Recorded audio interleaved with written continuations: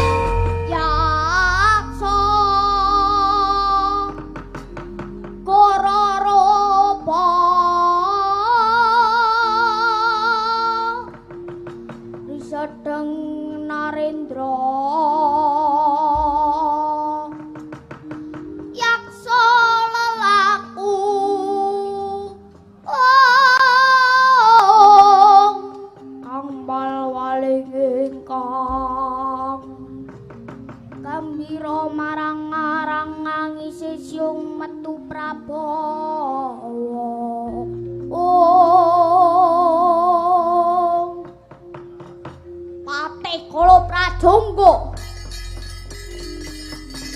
Wonten timpalan dawuh sinuwun.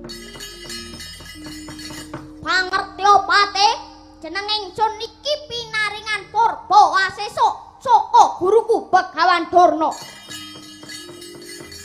Supaya nyingkirake si Gatotkaca kang umawani tapa ning Gunung Argakelasa. Kang nyoto kabawah negara Ngastina. Sebab wong Kurawa padha kasoran ungsuh karo wadyapalane si Gatotkaca. Inggih sinuwun, kula tansah jumadhong dawuh dhateng kersa paduka Sang Prabu Kumbaranangga. Yen ngono, krikna wadyabala ingsun pribadi kang bakal mandhegani lakuning para prajurit. Nggih, ngestakaken dawuh sinuwun.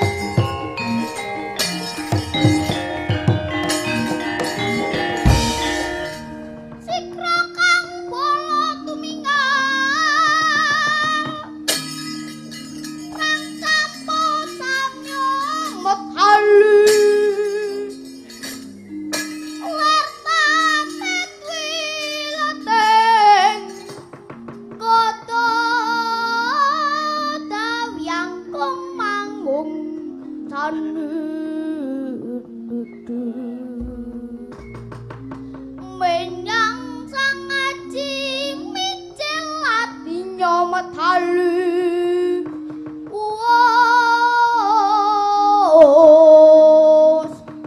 terus to Surawirangga kaya putra singa ragil iki ana wong menungso mani ngancik laladan ngarga Kilasa. Ayo ngaku kowe Wadyabala saka ngendi? Apa kang dadi sediamu? Ora perlu kowe ngerti karo Wadyabalaku. Bakune Gatotkaca iki dina kudu mati saka tanganku. Yen ngono kowe arep gawe unar ning ngarga Kilasa. Wong raibet iki wis dadi tugasku. Ayo maju sak Wadyabalamu, Setyaki ora bakal mundur tanding lawan diapuranmu. Lino paendamu, dotok dalamu kutak-ketik dadi botongan.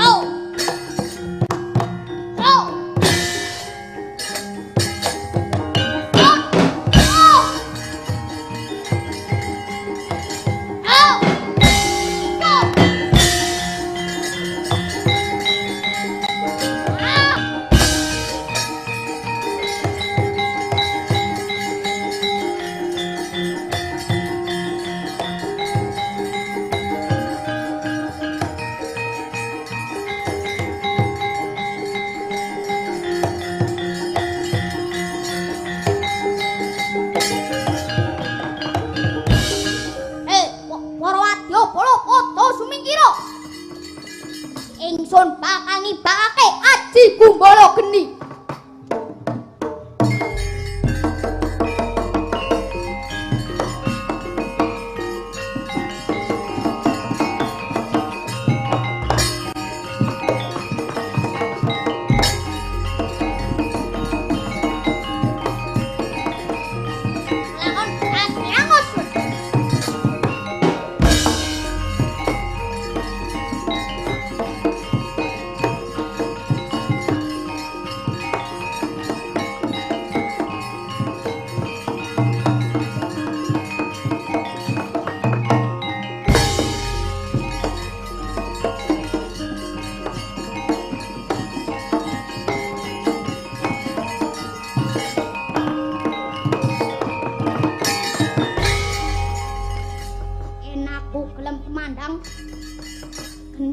Tak balekne mergo jaman aku dadi duta ning Ngalengka geni sak gunung wae tak ubal-ubal nanging iki dina saka kersaning kodrat lelakon iki kudu disandang dening anak Prabu Gatotkaca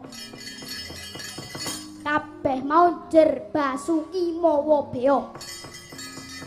Ya muga-muga wae anak Prabu Gatotkaca bisa kuat lan tansah jinangkung marang Gustine.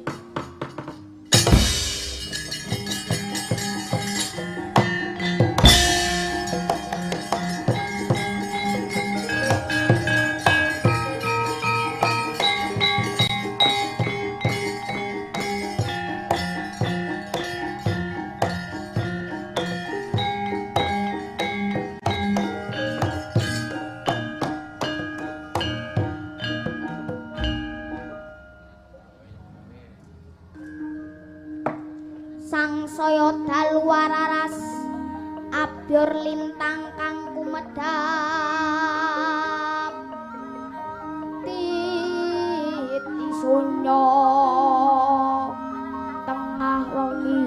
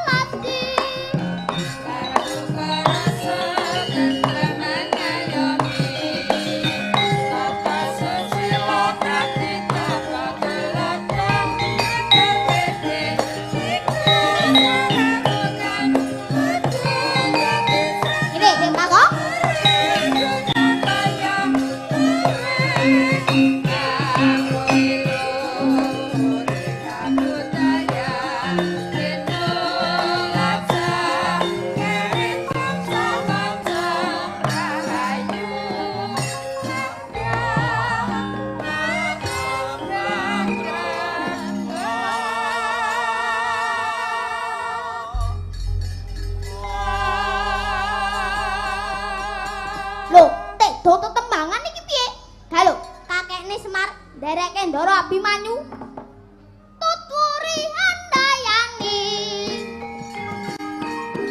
bumi goncang kancing langit lap-lap kotor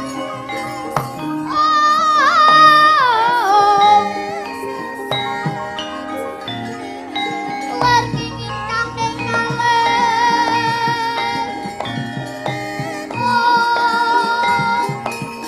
kang maweh gandrung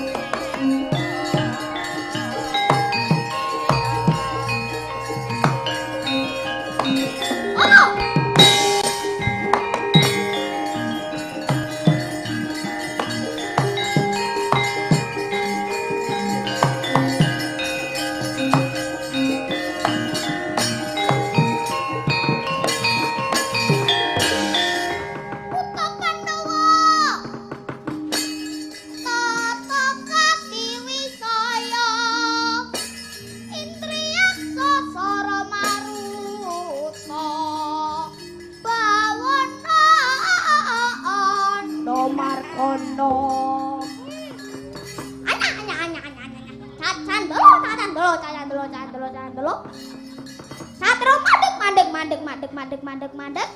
Ngendika omahmu sapa kekasihmu, Gus? Abimanyu, Sadra Plongkowati, putra sapa praceka ngendi dongko. Klinteng Nimis abdine Prabu Kumbara Nangga. Gus, kudu bali. Ora sumingkir kelakon cocok curiga. Tandak tatapan kemuda sungyor kandamu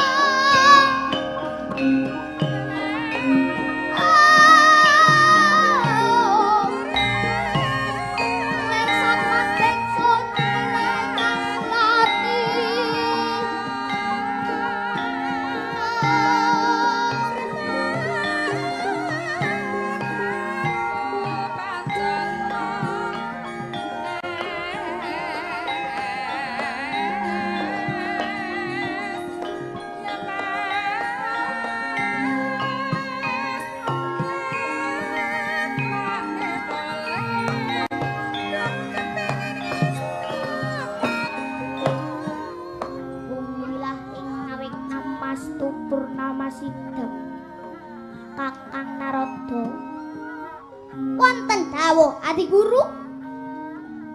Menika wonten gara-gara kang dumadi wonten ing Arga Kilasa. Lan ulun boten kekilapan bilih gara-gara menika dumadi saking perbawane si Arya Gatotkaca kang nembe tapa brata. Inggih Adi Guru, inten kula paduka sampun kono dhateng mobah mosi ing si Arya Gatotkaca. Inggih Kakang, rikala semanten Gatotkaca saged mejahi Prabu Kalapracana lan Patih Sekipu. Lan ulun paring nugraha ingkang dereng kula tetesi. Inggih punika Gatotkaca. Boten ketang sak gebyaring kilat. Badhe kula wisuda dados ratu ing Silakanda Warupinangun.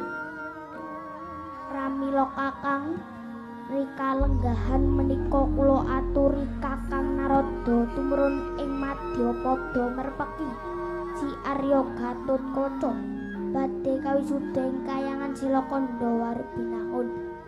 Oh inggih, estaken dawuh Adi Guru.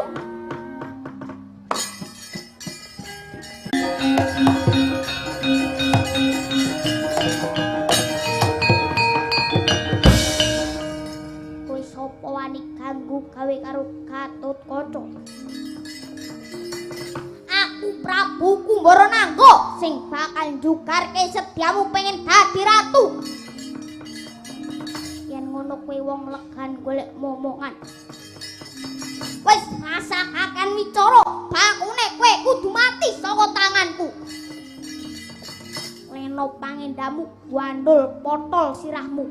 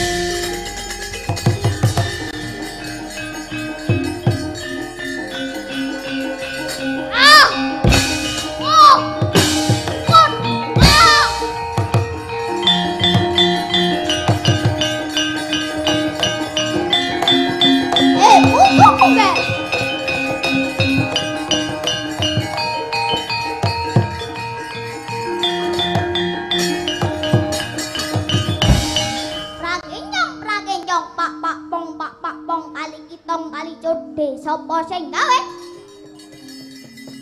Ulun Gatotkaca aja kaget ulun kamrepeki lawan jeneng kita Gatotkaca. Sembah kula katur pukulun. Ya ulun tarima nger lan ngerti ya nger sang jagat Girinata ora bakal cidra ing ngubaya lamun to jeneng kita bakal diangkat dadi ratu Niselakanda Arbinangun. Ning aturana lan cunana pangestu dhisik. Wong tuamu sarta para pepunden para Pandhawa. Wis tak kendhawuh pukulun.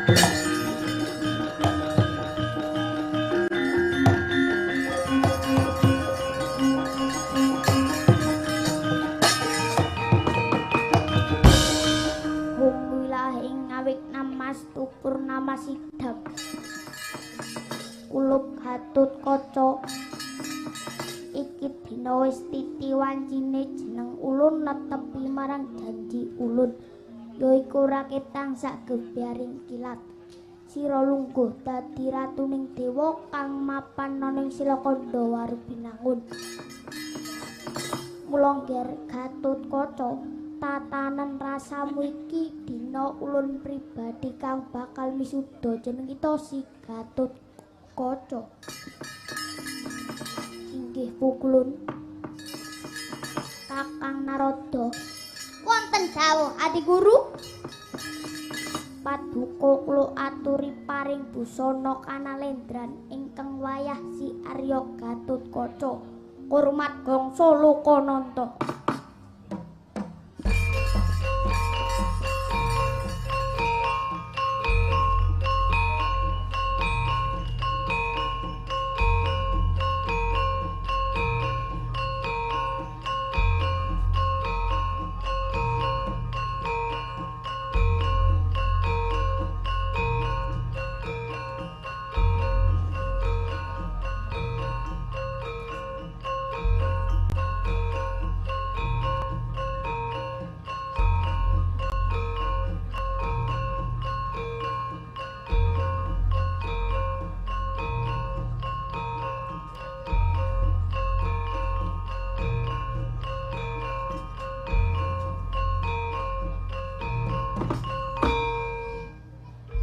Kresna Werkudara Janaka lan kabeh wae sing prapta ning kayangan.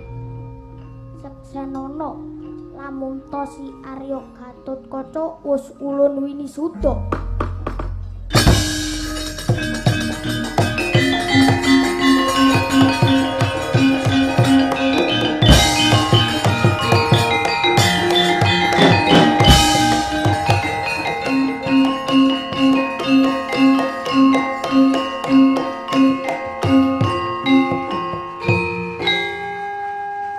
Luar biasa, aplausnya yang meriah Bapak Ibu semuanya.